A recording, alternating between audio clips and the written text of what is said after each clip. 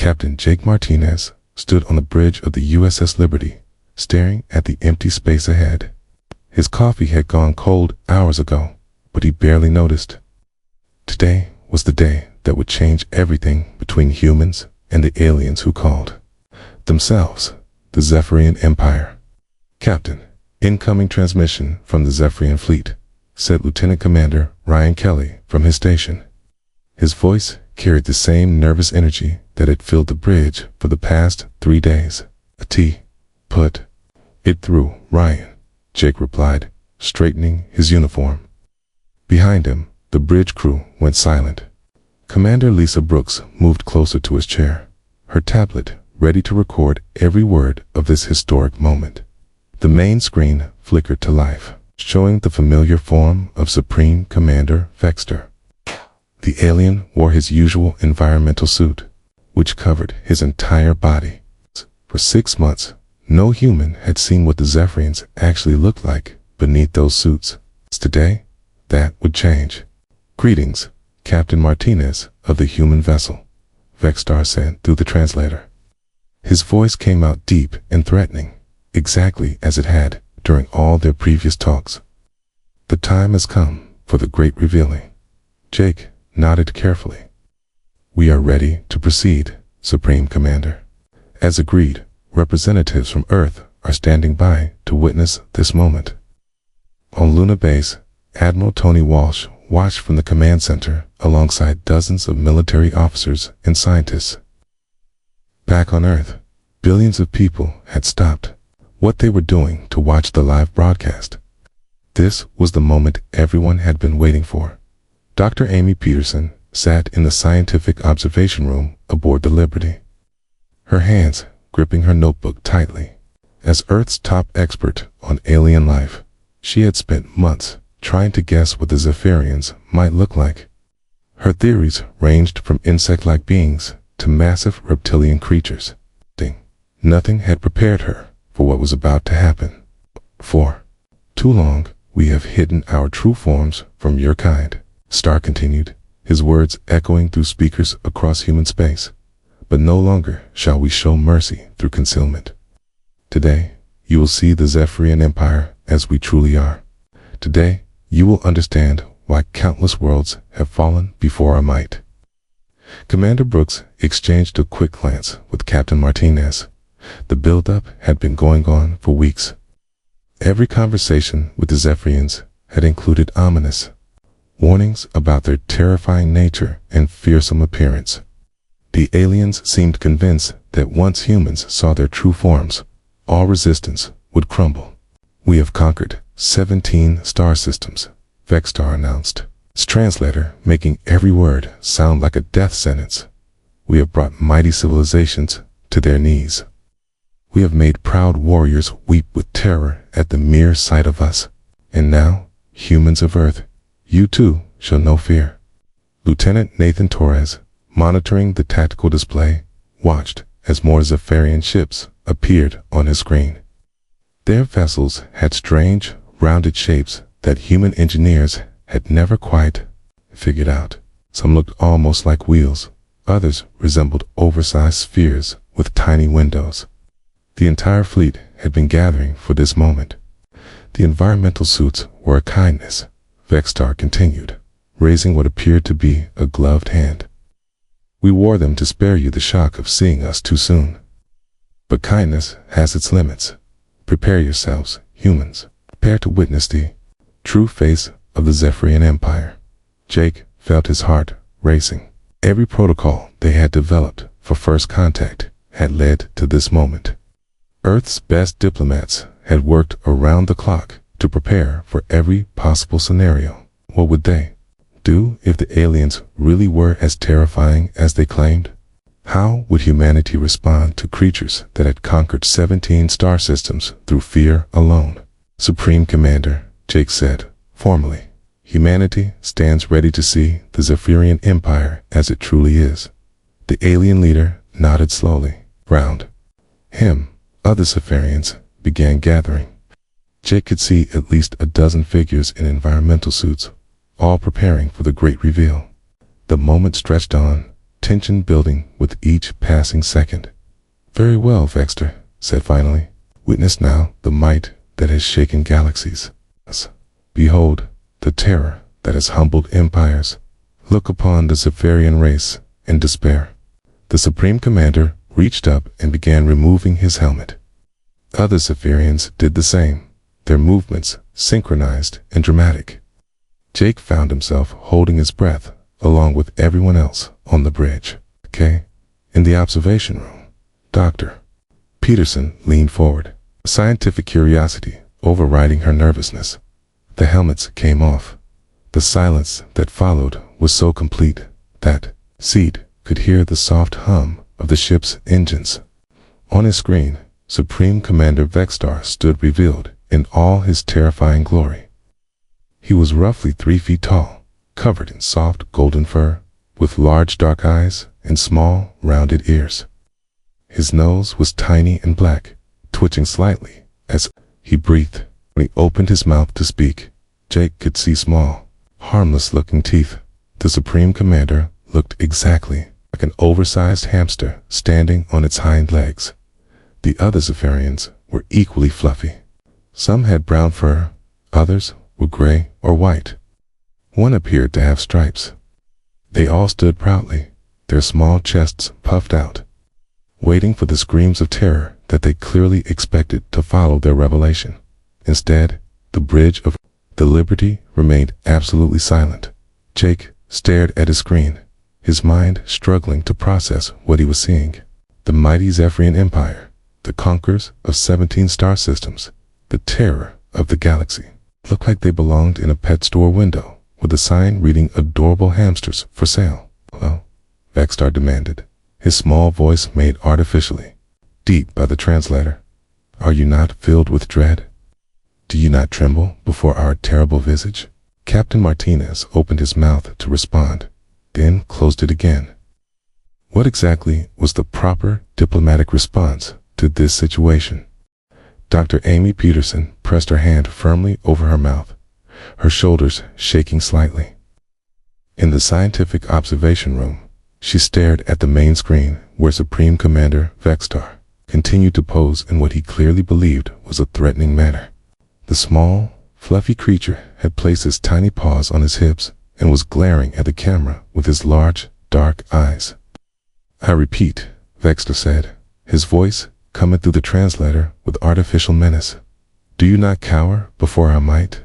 Have you lost the power of speech in your terror?" Captain Jake Martinez cleared his throat carefully. Every word he spoke now would be recorded in history books.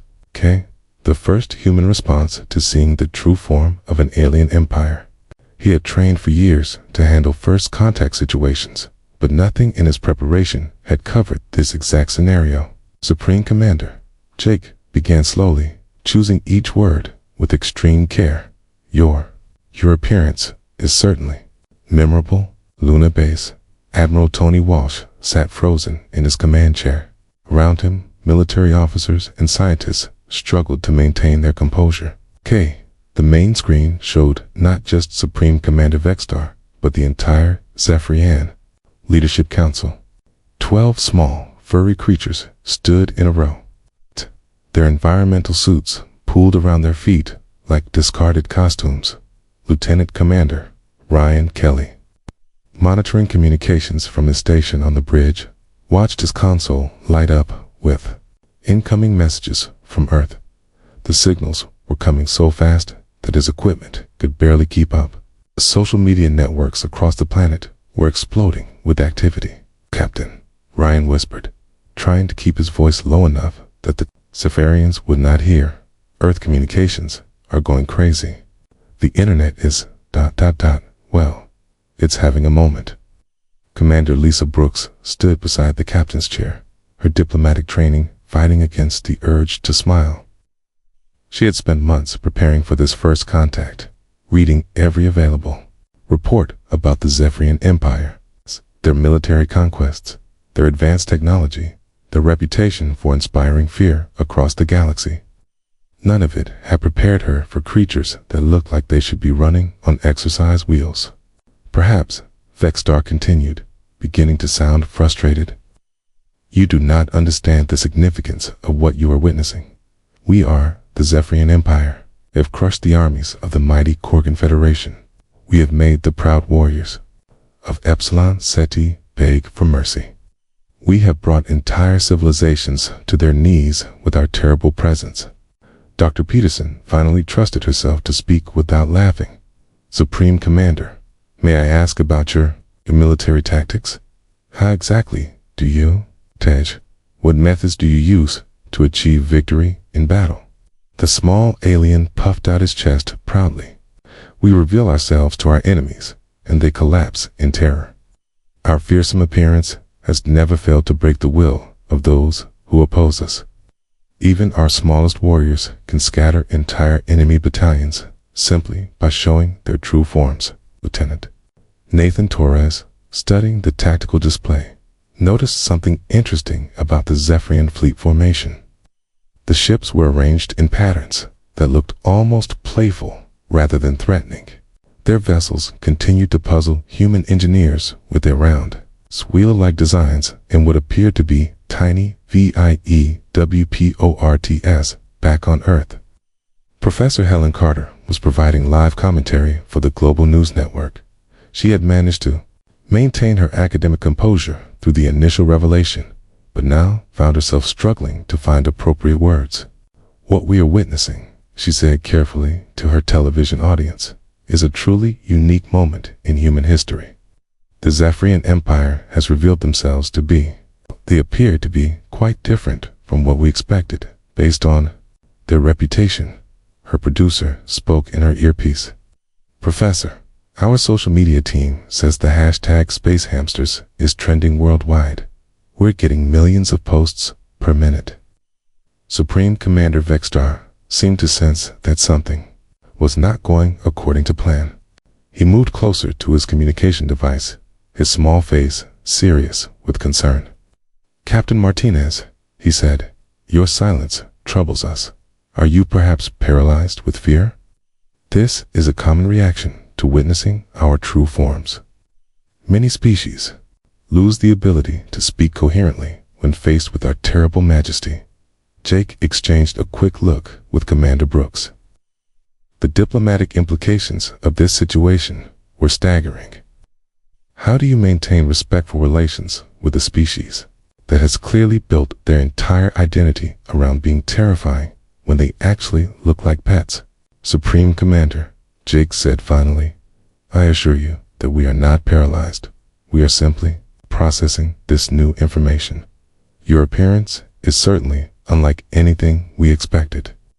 Dr. Kevin Foster, who had been quietly observing from the back of the bridge, stepped forward as the ship's chief psychologist. He recognized the delicate nature of the situation. The Zephyrians clearly had no idea how they appeared to humans, and telling them directly could cause a diplomatic disaster. Supreme Commander, Dr. Foster said, perhaps you could help us understand your culture better. On your homeworld, what other species exist? What do your natural predators look like? Vexstar tilted his small head thoughtfully. Predators. There are no predators on Zephyr Prime. We are the apex species. All other life forms are smaller and weaker than we are. The largest creatures on our world are perhaps half our size and completely harmless. The pieces began falling into place for the human observers.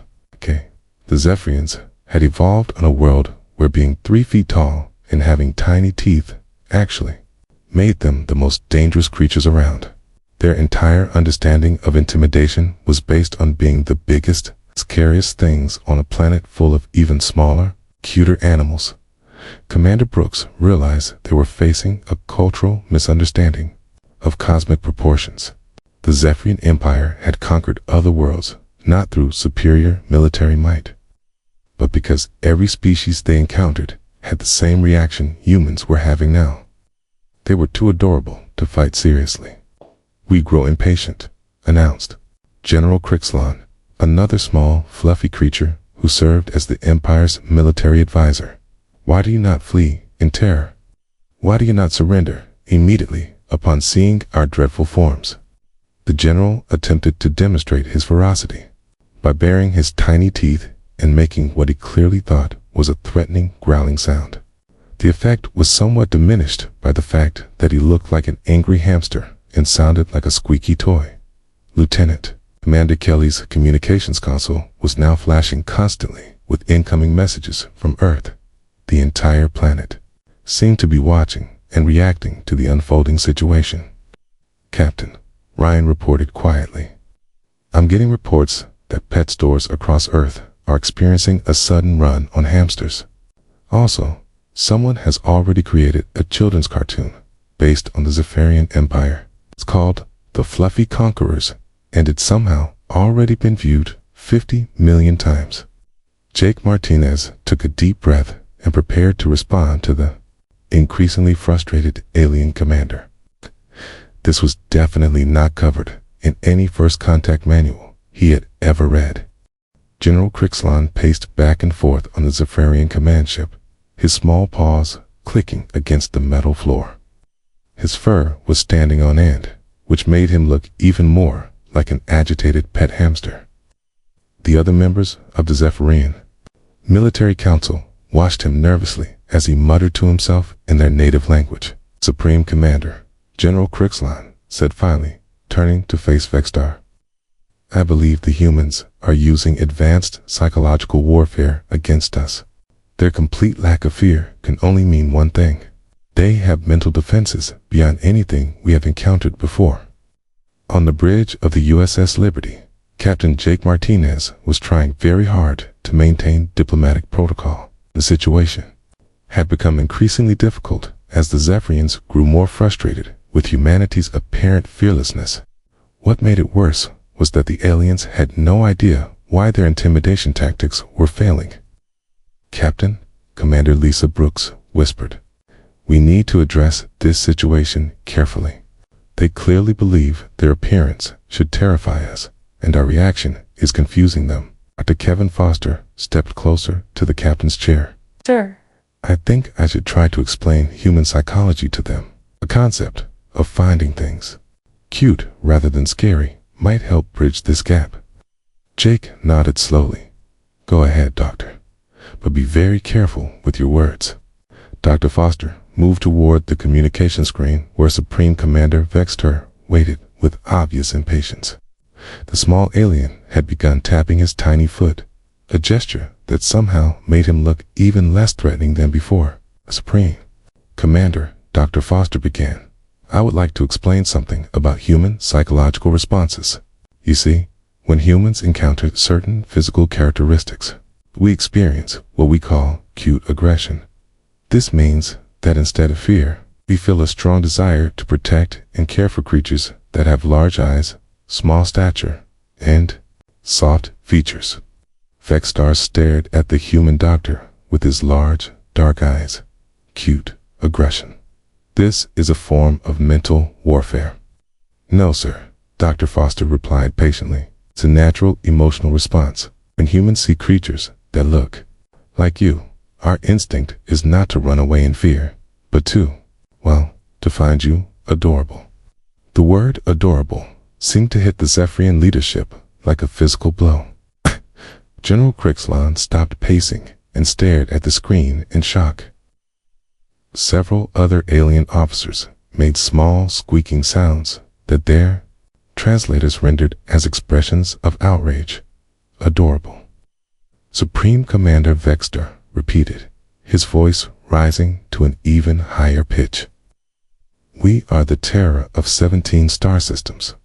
We are the nightmare that haunts the dreams of galactic civilizations. We are not adorable. Lieutenant Nathan Torres, monitoring the tactical display, noticed something interesting happening with the Zephyrian fleet. The alien ships had begun moving in what appeared to be agitated patterns. Their wheel-like vessels were spinning faster and moving in circles around the human ship. Captain, Nathan reported, the Zephyrian fleet is performing what they're calling intimidation maneuvers. But honestly, sir, it looks more like they're playing. On the main screen, the Zephyrians had begun what they clearly considered a terrifying war dance. Supreme Commander Vexstar and his officers were jumping up and down, waving their small arms and making threatening gestures. The effect was somewhat diminished by the fact that they looked like excited hamsters at feeding time. "Behold," General Crixlon shouted, performing what appeared to be a battle cry. "We shall demonstrate the terror that has conquered worlds. Witness our fearsome war ritual." The general began spinning in circles while making high-pitched noises that the translator tried desperately to render as threatening roars. Other SciFian officers joined in, creating a scene that looked more like a children's dance party than a military demonstration. Dr. Amy Peterson, watching from the observation room, finally understood what was happening. "Captain," she said, over the intercom, "I think I know why they've been so successful in conquering other worlds. Any species that encountered them would have had the same reaction we're having. They probably couldn't bring themselves to fight creatures this cute." Back on Earth, the situation was spiraling into complete chaos. Admiral Tony Walsh was fielding calls from world leaders who were struggling to understand how to respond to the galactic empire that looked like escaped pets. The internet had completely lost its collective mind, with memes and videos spreading faster than news networks could keep up. Lieutenant Commander Ryan Kelly was doing his best to filter the communications coming from Earth. "Captain, I'm getting reports that several major toy companies have already started producing SciFi Empire action figures. Also, there's apparently a petition with 50 million signatures asking if we can adopt some of them." The cultural misunderstanding was reaching critical levels. Zephyrians were becoming increasingly desperate to prove their frightening nature, while humanity was finding each new attempt more endearing than the last. "Perhaps," Supreme Commander Vexstar said, his small voice full of desperation, "you would be more impressed by our military technology. Observe the power of our dreadnought fleet." On the tactical display, the Zephyrian ships began charging their weapons. The energy readings were actually quite impressive, showing that despite their appearance, the aliens did possess advanced technology. However, the threatening effect was somewhat reduced by the fact that their weapons arrays looked like tiny laser pointers attached to giant hamster wheels. Supreme Commander Captain Martinez said carefully, "We can see that your technology is very advanced. We're not questioning your military capabilities. Then why do you not surrender?" General Crixlon demanded, now jumping up and down with frustration. "Why do you not flee in terror? What kind of species looks upon the Zephyrian Empire and feels cute aggression instead of mortal dread?" Commander Brooks realized they had reached a critical point in the negotiation. The Zephyrians were so confused by humanity's reaction that they were beginning to question everything they thought they knew about galactic conquest. "Supreme Commander," she said diplomatically, "perhaps we could arrange a cultural exchange. Our species clearly have very different perspectives on what constitutes intimidation. We might benefit from learning more about each other's backgrounds." Dr. Foster nodded in agreement. "Yes, we would very much like to learn about your homeworld and how your civilization developed. Understanding your cultural context would help us appreciate your achievements better." Vexstar looked around at his confused officers, then back at the human representatives. "You truly wish to learn about our glorious empire, even though you are not properly terrified by our presence?" "Absolutely," Jake replied. "We're very interested in understanding how the Zephyrian Empire became such a successful galactic power." The small alien leader seemed to consider this for a moment. His large eyes blinked slowly as he processed the unexpected turn in the conversation. For the first time since removing his environmental suit, Supreme Commander Vexstar looked less like a frustrated predator and more like a confused but hopeful creature trying to make sense of a strange new situation. "Very well," he said, finally. "We shall tell you of our great conquests. Perhaps then you will understand why the galaxy trembles at the mention of our name." Dr. Elizabeth Morgan sat in her laboratory aboard the USS Liberty, surrounded by holographic displays showing Zephyrian cultural data. As the ship's expert on alien evolution, she had spent the last 3 hours analyzing everything the Zephyrians had shared about their homeworld. What she discovered was more incredible than anyone had imagined. "Captain Martinez," she called through the intercom, "you need to see this immediately. I think I've figured out why the Zephyrian Empire has been so successful, and it's not what any of us expected." On the bridge, Captain Jake Martinez was still dealing with the ongoing cultural exchange. Supreme Commander Vexstar had been describing his empire's greatest military victories for the past hour, and each story sounded more unbelievable than the last. And then Vexstar continued proudly. "When the mighty Korgan Federation saw our terrible forms advancing across their capital city, their greatest warriors threw down their weapons and began making strange, cooing sounds. Within hours, their entire government had surrendered unconditionally." Commander Lisa Brooks exchanged another glance with the captain. The pattern was becoming clear. Every civilization the Zephyrians had encountered seemed to have the same reaction that humanity was having now. "Dr. Morgan has some findings to share," Jake announced. "Supreme Commander, would you like to hear what our scientist has discovered about your remarkable empire?" Dr. Morgan appeared on a secondary screen, her expression mixing excitement with disbelief. "Supreme Commander, I've been studying the data you provided about Zephyr Prime, and I think I understand your civilization's success better now." "Of course you do," General Crixlon interrupted, puffing out his small chest. "We are the ultimate predators of our world. No creature on Zephyr Prime can match our ferocity." "It's exactly what I wanted to discuss," Dr. Morgan replied carefully. "According to your biological records, the largest predator on your planet, other than Zephyrians, is something called a fluff beetle that measures approximately 1 inch long." Vexstar nodded proudly. "The fluff beetles were our greatest rivals until we defeated them in the Great War of Tiny Teeth 300 years ago." Sergeant Major Rick Thompson, who had been quietly observing from the back of the bridge, stepped forward. As a career military man, he had seen combat across dozens of worlds, but nothing had prepared him for this conversation. "Supreme Commander," Rick said respectfully, "when you say Great War, how many casualties were there on both sides?" "It was a terrible conflict," Vexstar replied solemnly. "We lost 3 warriors, and the fluff beetles suffered 12 casualties. It took nearly a full day to achieve victory. The human crew struggled to maintain their composure. A war with 15 total casualties was considered major by Zephyrian standards." Dr. Morgan continued her presentation, trying to keep her voice professional. "What I've discovered is that your entire planet evolved with incredibly small, non-aggressive species. The average creature on Zephyr Prime is less than 6 inches tall. Your people became the dominant species, not through violence, but because you were simply the largest and most organized life forms on your world."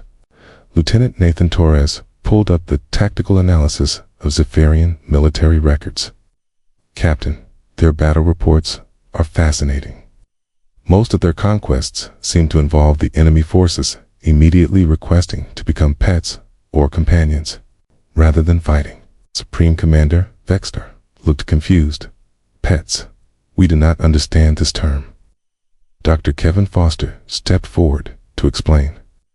"A pet is a creature that other species take care of because they find them appealing and want to protect them.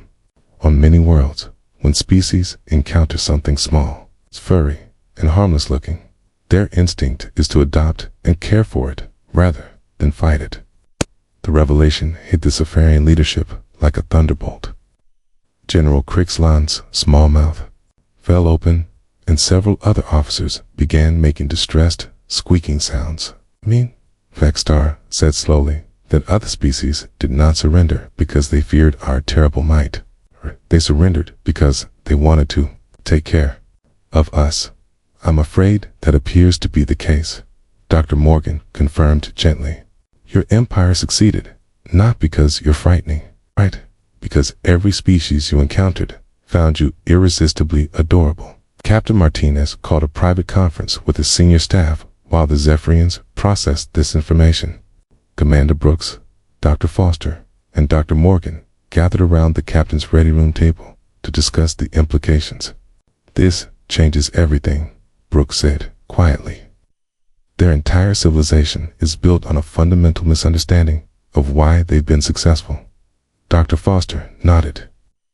"The psychological impact of learning this truth could be devastating to their culture. They've spent centuries believing they're terrifying conquerors. But look at what they've actually accomplished," Dr. Morgan added, pulling up more data. "They've created the most efficient interstellar government in known space. The logistics systems are incredible. Their technology is advanced. They've brought peace and prosperity to 17 star systems, just not through intimidation," Jake observed, back on the main bridge. The Zephyrian leadership was having what appeared to be a heated discussion in their native language. The translators had been turned off, but the body language was clear. "Enough." Small paws waved in the air. Tiny voices rose and fell, and several officers appeared to be having what humans would recognize as a breakdown. Admiral Tony Walsh contacted the Liberty from Luna Base. "Captain, we're monitoring the situation from here. How are you planning to handle this revelation?" "Very carefully, Admiral," Jake replied. "We need to help them understand that their success is still genuine, even if the reasons are different than they thought." Lieutenant Commander Ryan Kelly reported new developments from Earth. "Captain, the Global Council has issued a statement calling the Zephyrian Empire the most effective accidental diplomats in galactic history. They're requesting permission to study Zephyrian administrative methods." When the alien discussion finally ended, Supreme Commander Vexstar returned to the communication screen. His large eyes looked sad, and his small shoulders were slumped in defeat. "Human Captain," he said quietly, "are you telling us that our great empire exists not because we are mighty warriors, but because other species think we are cute?" The word came out of the translator with such dejection that even the hardened military personnel on the bridge felt sympathy for the small alien leader. "Supreme Commander," Jake said carefully, "your empire has brought peace and prosperity to billions of beings across multiple star systems. Your administrative skills are unmatched.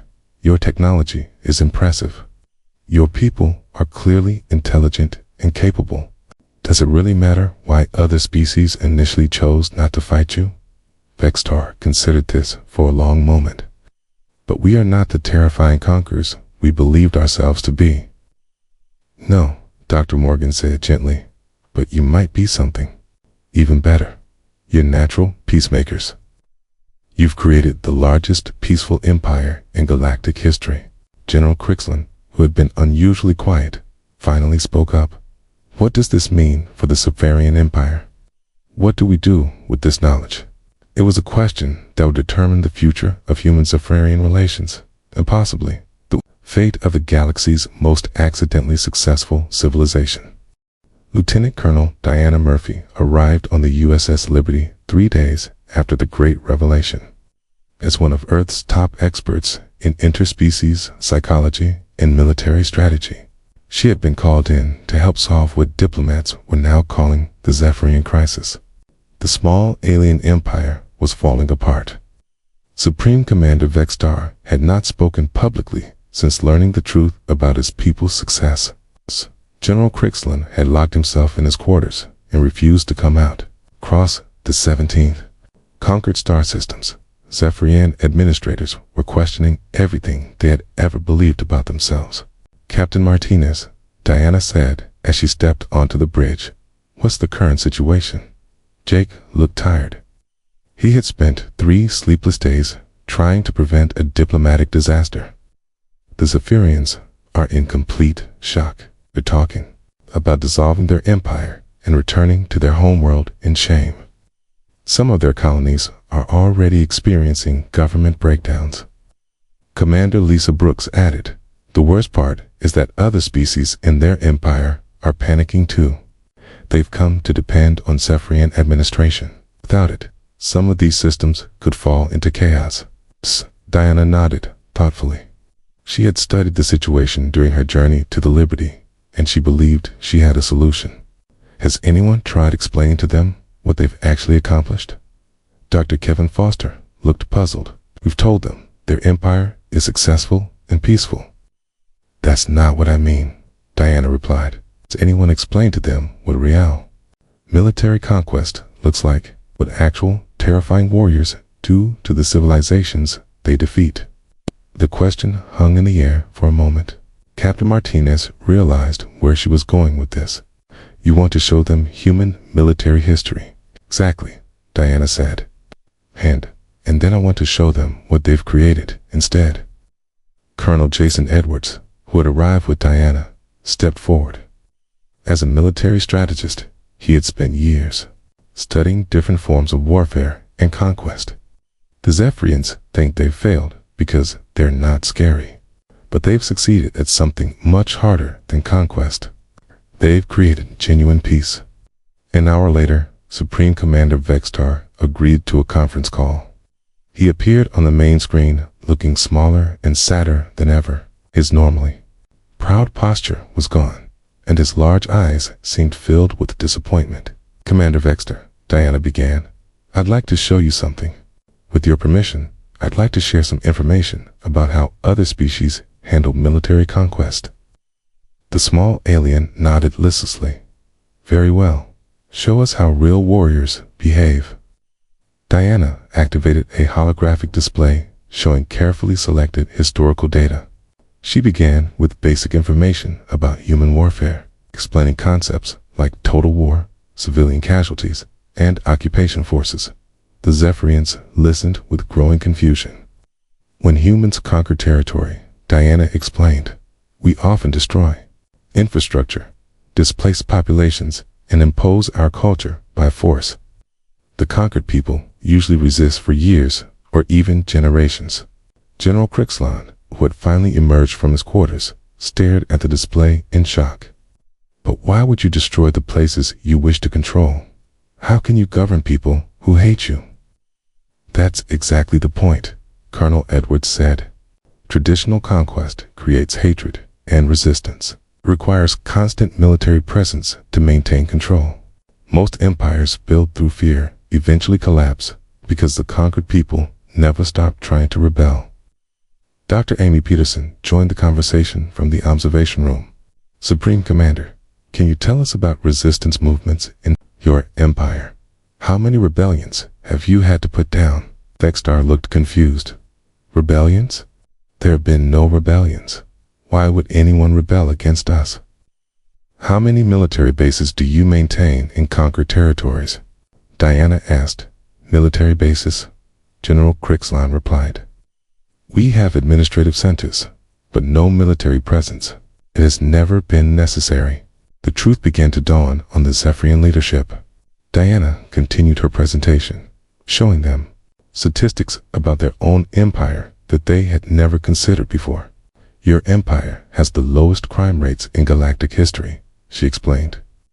You have the highest citizen satisfaction ratings. Your economic systems are the most efficient anyone has ever seen.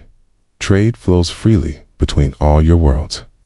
There are no wars, no resistance movements, no military occupations.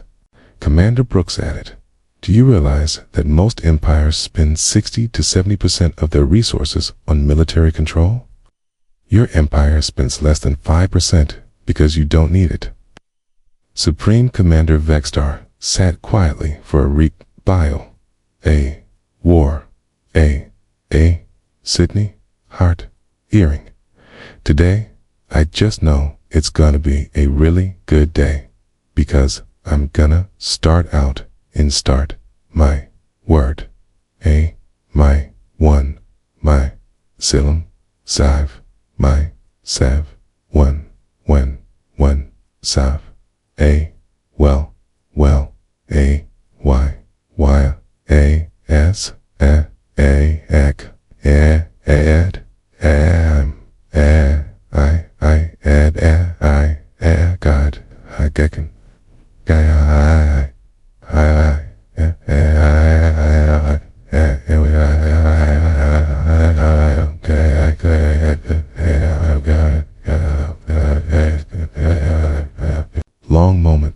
processing this information. But we are not feared, he said, finally. No, Diana agreed. You're not feared. You're loved, and that's infinitely more powerful than fear. Captain Martinez leaned forward. Supreme Commander, fear-based empires always fall eventually, or an empire built on cooperation and mutual benefit can last forever. Dr. Elizabeth Morgan brought up a new display showing comparative data. Look at this, Commander. The average lifespan of a fear-based empire is 200 years. Your empire has existed peacefully for over 400 years and shows no signs of decline. Lieutenant Nathan Torres added tactical information. Sir, we've analyzed your defensive capabilities. Your empire could withstand almost any external threat because every member species would fight to protect it. Not because they're forced to, but because they want to. The revelation was slowly changing the mood aboard both ships. The Zephyrians were beginning to understand that they had accomplished something extraordinary, even if it wasn't what they thought they had done. We have created something different, Vexstar said slowly, something that has never existed before. Exactly, Diana confirmed. Q created the first truly voluntary galactic empire. Every species in your territory chooses to be there because life is better under Zephyrian administration. General Crixlon looked amazed. And this is good, Colonel? Edwards smiled. Commander, this is probably the greatest military achievement in galactic history. You've won every war without fighting a single battle. Admiral Tony Walsh joined the conversation from Luna Base. Supreme Commander, on behalf of humanity, I'd like to propose a formal alliance. We've been looking for partners who share our values of peace and cooperation. Your empire represents exactly the kind of civilization we want to work with. The transformation in Supreme Commander Vexstar was remarkable. His small shoulders straightened, and his large eyes regained their former brightness. You wish to ally with us, even knowing that we are not terrifying warriors, especially because you're not terrifying warriors, Captain Martinez replied. The galaxy has enough conflict. What it needs is more leaders like you. Lieutenant Commander Ryan Kelly reported from his communications station. Captain, I'm receiving messages from across the Zephyrian Empire. Word is spreading about this new perspective on their achievements. Colonial administrators are reporting renewed confidence and improved morale. Dr. Foster observed, it's fascinating how quickly they're adapting to this new understanding of their success. Supreme Commander Vexstar stood up to his full 3-foot height, looking more dignified than he had since the revelation began. Very well. The Zephyrian Empire accepts humanity's proposal for alliance. Together, we shall continue to build a galaxy based on cooperation rather than conquest. General Crixlon added, and perhaps we can teach other species that there are better ways to achieve greatness than through fear and violence. 6 months later, Captain Martinez stood on the observation deck of the newly constructed Terran Zephyrian space station, watching as human and Zephyrian ships conducted joint patrols. The sight of massive human destroyers flying alongside the round wheel-like Zephyrian vessels had become the new symbol of galactic cooperation. The galaxy had indeed become a better place, thanks to an empire that conquered through cuteness, and humans who were wise enough to appreciate the achievement.